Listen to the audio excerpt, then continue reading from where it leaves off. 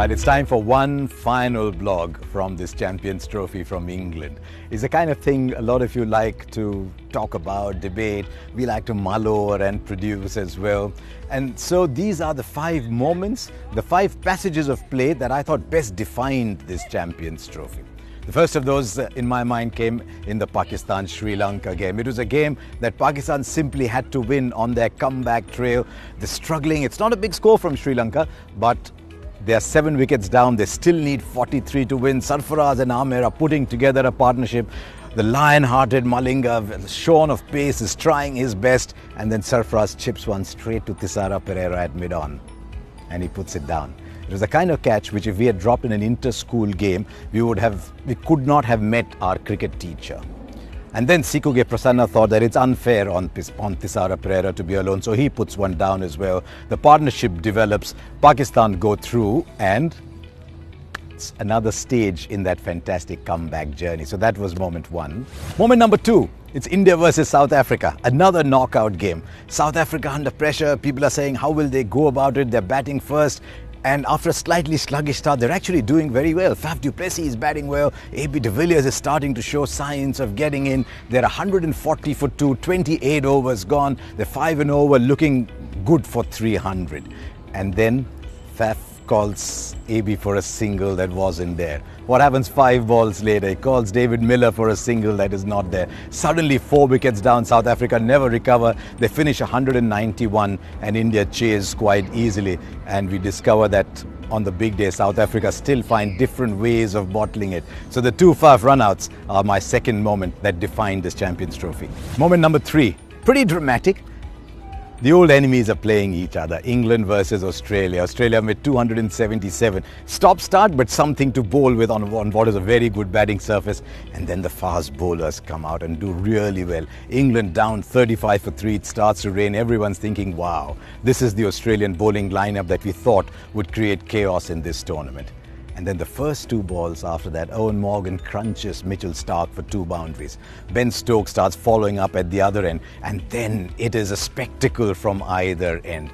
Morgan makes 87, Stokes gets 100. They put on 157 in no time. England stroll through.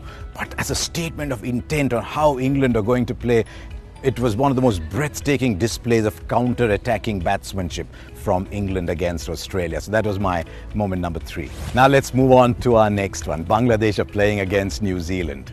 New Zealand think we've got this covered. They've not scored a lot of runs. They made 265. They should have made more. But they think they've got it covered when finally the ball is doing something. Bolt is bowling well. Southee is bowling well. Bangladesh lose 3 wickets early. Then Mushfiqur Rahim goes. They're 33 for 4. And that has to be the end of Bangladesh. Musaddiq at 7 and then the 4 bowlers after that. Many Bangladesh teams of the past from there on would have been 100 all out, and I've seen many of those matches. But this Bangladesh team was a bit different. This team believed in itself. This team backed itself. Shakib Hassan gets 100. Mahmudullah gets 100. And New Zealand inside the circle, they're all looking at each other. And they're saying, is this really happening to us? Are we actually losing this game? And then the realization comes in as Shakib mounts that fascinating counter-attack right at the end to seal it, that it is actually going to be Bangladesh into the semi-final in one of the run chases that we remember in Bangladesh cricket history for a very, very long time. The counter-attack from Shakib Hassan and Mahmudullah is another of our great moments at the Champions Trophy. That leaves one more.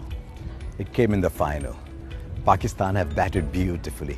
They've made 338. Fakhr Zaman has scored runs, Azhar Ali has scored runs. The Professor Mohammad Hafiz has come in and just taught a different course. It looked like there was someone else by that name and by that look, the way he was batting. And Pakistan are now worried about how Shikhar Dhawan and Rohit Sharma and the master of the run chase, Virat Kohli, are going to go about it. And then Mohammad Amir starts a spell. There's no swing in this tournament, remember. He gets one to slant back in that Wasim Akram would have been proud of, Rohit Sharma's LBW. Then one goes right through Virat Kohli's defense. One produces the outside edge. Azhar Ali drops a dolly. And then Shadab Khan picks up a beautiful catch at point. Kohli gone number 2. Shikhar Dhawan looks like he's going to get going. Another ball just hits the deck, leaves, gets the outside edge. In 6 overs, 3 of them gone. 6 overs, 3 for 16. The spell that actually won it for Pakistan. So there you are. Those are the 5 moments, the 5 little passages of play that I thought defined this tournament. To me, the one motive, there were 2 things that I will remember at the end of this tournament. One was a spectacular coming apart of South Africa after that first game. You just thought that, were they there in the tournament? With such talent, you look at the team sheet, you look at the scorecards, they're telling you 2 different stories. That was one motive for me, but the story of the tournament had to be Pakistan, much like the 1992 World Cup. Short of having to buy their return tickets, they'd really done everything. They were gone, they were dead and buried. And then the comeback started. 1 game, 2 games, 3 games, culminating in that fantastic final. When you look back at Champions Trophy 2017, you look back at it as the story of the return of Pakistan.